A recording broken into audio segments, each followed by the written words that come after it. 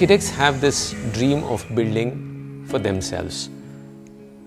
So one has those dreams, and you don't speak to yourself about those dreams, that one day you'll be able to leave the city and live an alternate life, live a quieter life.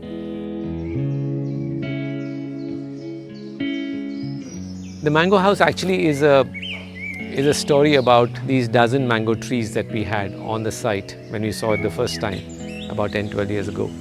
And so you had the trees as the protagonists in this entire space. You had them as the heroes, and I felt that we could bring that idea to reality by placing that house in the middle of those trees without disturbing the microcosm, without disturbing the very ambience, the character of the space.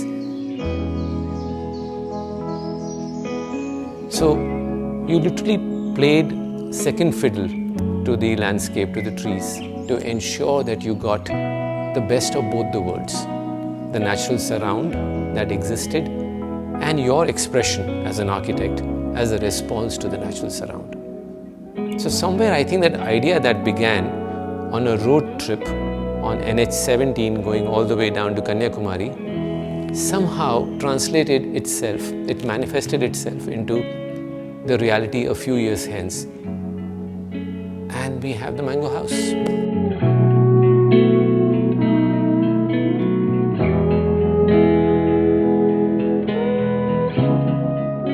I wanted to stay as true to the brutality that this entire expression demanded. And I think somewhere I looked inward and I felt that it's all right to stay exposed, to stay as naked, as true, as honest.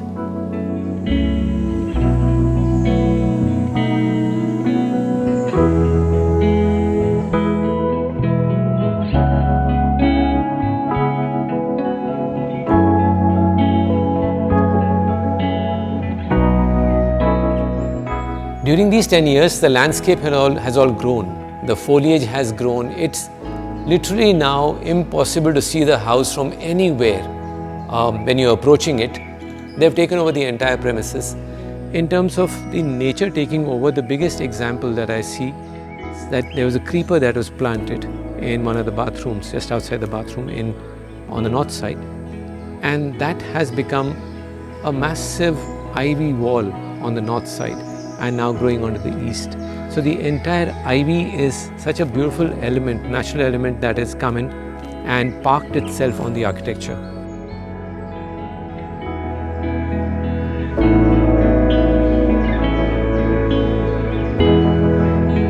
I don't think in terms of a connect with the house, anything has changed over these 10 years. If at all, there are fond memories now to rest upon, and hence there is that connection which is even thicker, it's more valuable, it's more cherished. Time has done its number, it's done beautiful things with the house. So we've grown in these last 10-12 years as the house was being constructed and then has been lived in the last 10 years. But with that, the house has also grown and it has its own beautiful age factor to show, which is so relatable.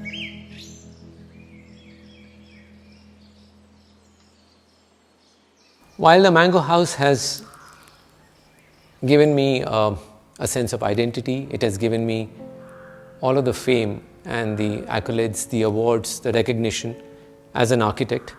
It has given me a soul connect, which is very important with the space.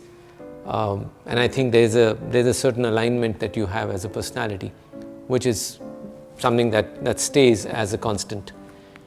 But to extend that beyond what it is for me and the family, for people who've visited the mango house, or they've stayed here, friends or students or people who've come in, have always had something to take away from this house.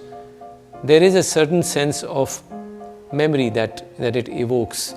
There is a certain connection that people feel with themselves. They get self-aligned with the space.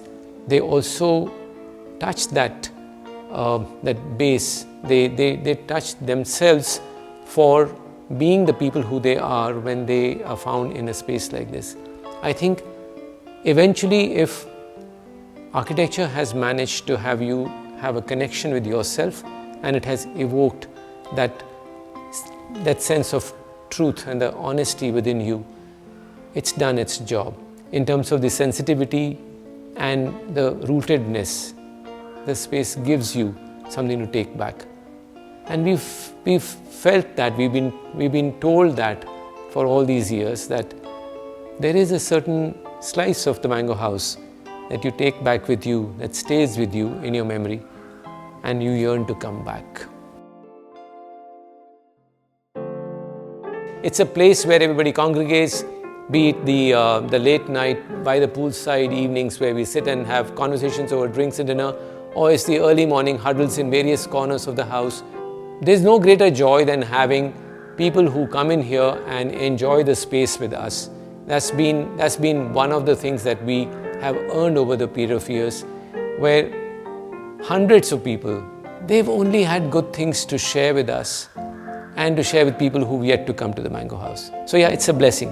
We are truly blessed to have a space that can share that energy with as many people as we reach out to.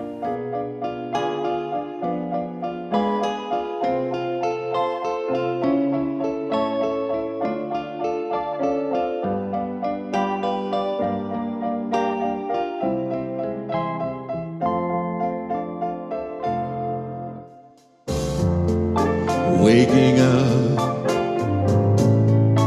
feeling blessed.